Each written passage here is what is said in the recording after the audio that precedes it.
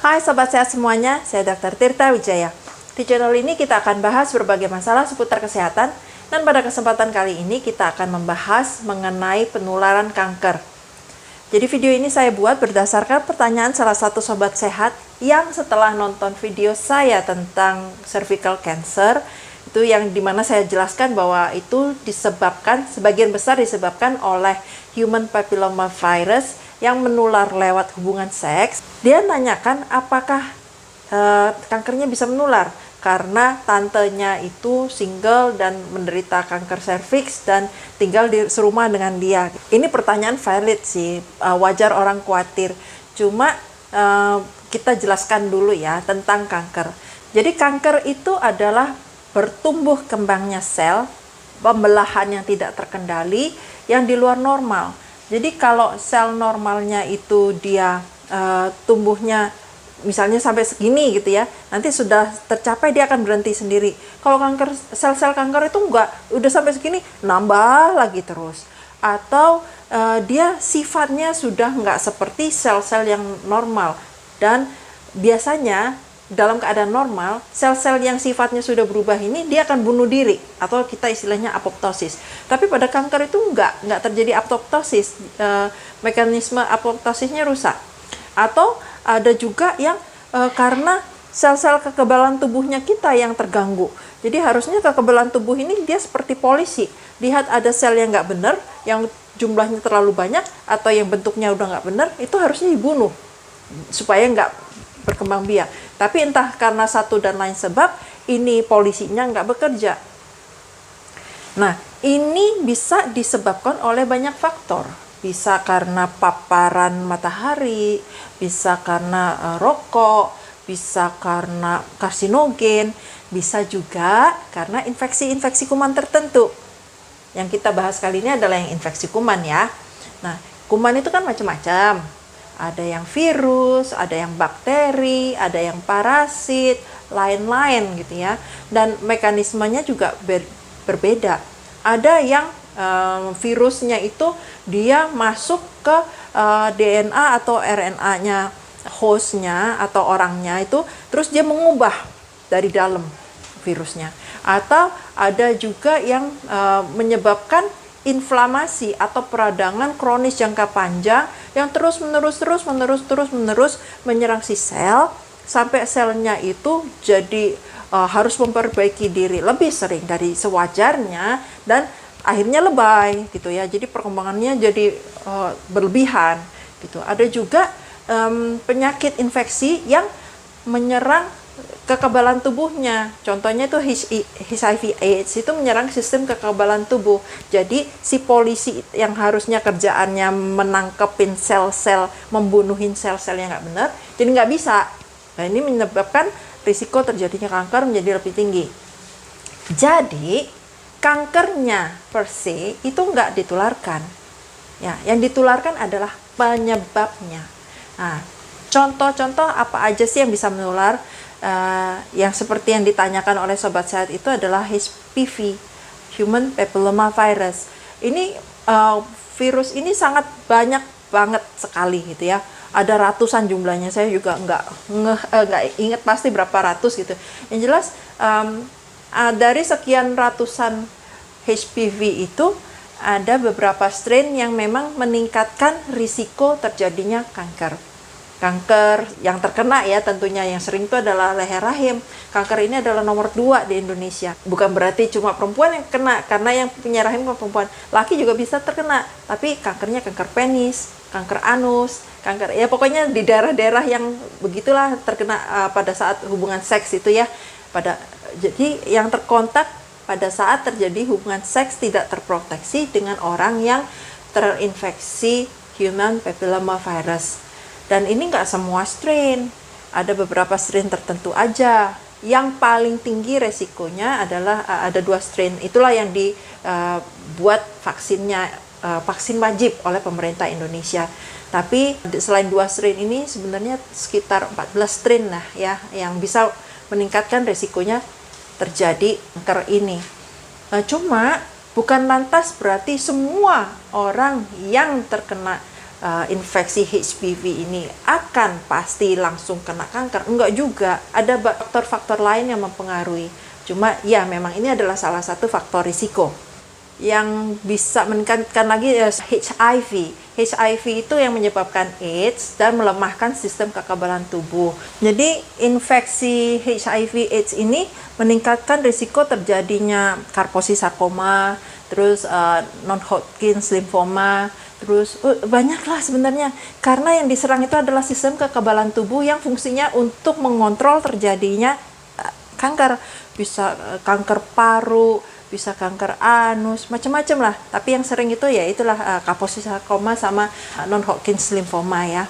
Yang virus lainnya itu hepatitis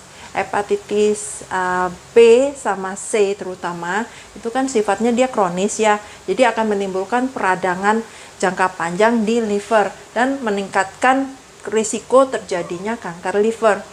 Nah, terus yang kalau bakteri itu yang sering di Indonesia apa ya? Helicobacter pylori. Jadi Helicobacter pylori ini menular lewat konsumsi makanan yang tercemar, baik tercemar oleh droplet, cipratan lidah orang yang mengandung yang terinfeksi Helicobacter, atau orofekal. Artinya dari fekal itu feses, oro itu mulut. Jadi dari feses kena masuk ke mulut.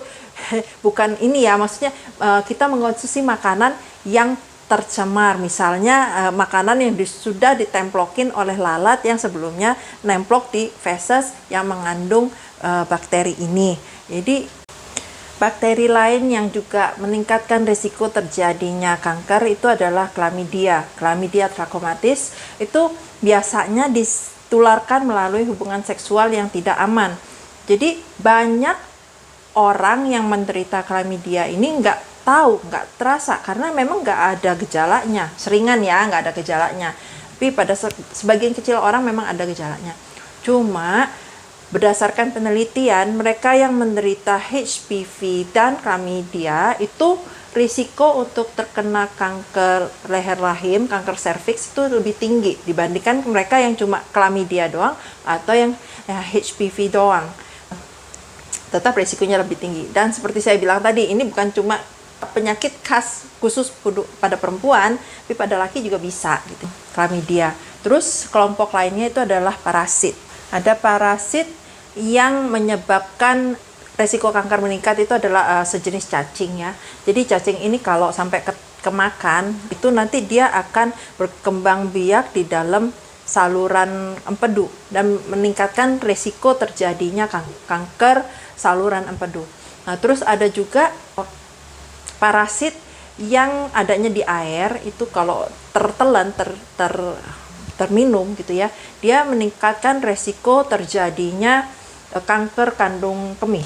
Nah, ini sebenarnya untuk penyakit-penyakit parasit ini lebih gampang pencegahannya, yaitu dengan pastikan bahwa semua makanan yang kita makan atau minum ya, itu bebas dari parasit. Caranya apa? Dimasak sampai matang betul. Udah gitu penyajiannya juga pastikan tangan-tangan orang yang menyajikan atau alat-alat masak, alat-alat sajinya itu bebas dari parasit. Ya, seringkali kita nggak ngeh karena kan parasitnya kecil, misalnya kayak cacing kan telur cacingnya atau larvanya gitu ya, itu nggak kelihatan. Jadi cuci aja dengan sabun dan air mengalir. Kenapa air mengalir penting? Karena ini adalah metode untuk membersihkan secara mekanis supaya terbasuh, terbilas. Ya, itu adalah kuman-kuman yang bisa meningkatkan terjadinya risiko kanker.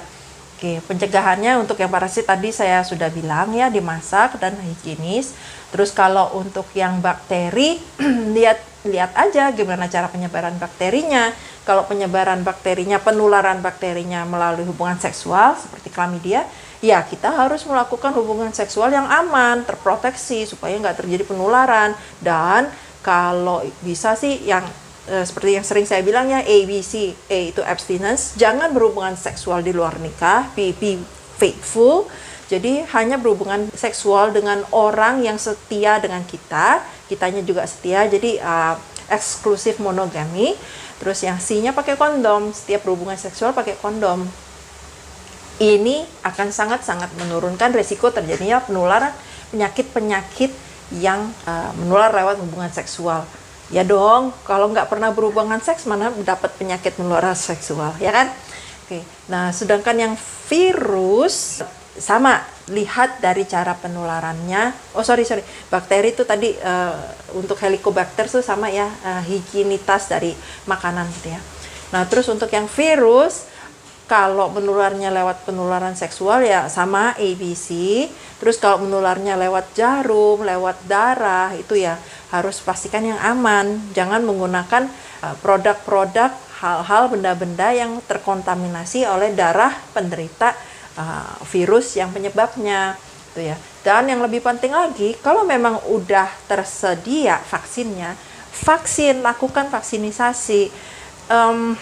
Tujuan vaksin itu adalah untuk kebaikan Anda sendiri, bukan untuk orang lain. Ya, yang terlindungin adalah sobat saya sendiri. Jadi kalau memang sudah ada vaksinnya, apalagi kalau vaksinnya itu adalah vaksin wajib yang disediakan oleh pemerintah secara gratis, apalagi yang ditunggu, lakukan aja. Memang segala prosedur, segala macam obat itu ada resikonya, selalu ada resikonya. Tapi kita timbang antara manfaat dan resikonya, lebih gede mana. Kalau lebih gede manfaatnya, lakukan aja gitu loh. Nah, itu adalah cara-cara untuk pencegahannya. Untuk cara penanganan kanker yang ditularkan, ya sama seperti kanker pada umumnya, tergantung pada kondisinya, tergantung pada pasiennya, tergantung pada keparahannya, tergantung pada penyebarannya.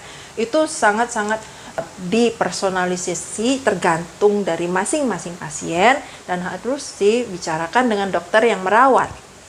Oke, itu adalah sekilas tentang penularan kanker. Semoga penjelasan saya ini meluruskan salah kaprah ya. Jadi yang menular itu bukan kankernya, tapi faktor resikonya, hal-hal yang bisa meningkatkan risiko terjadinya kanker.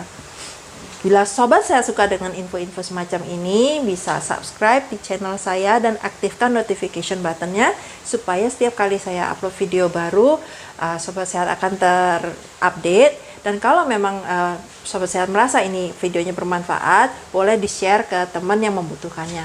Salam sehat selalu.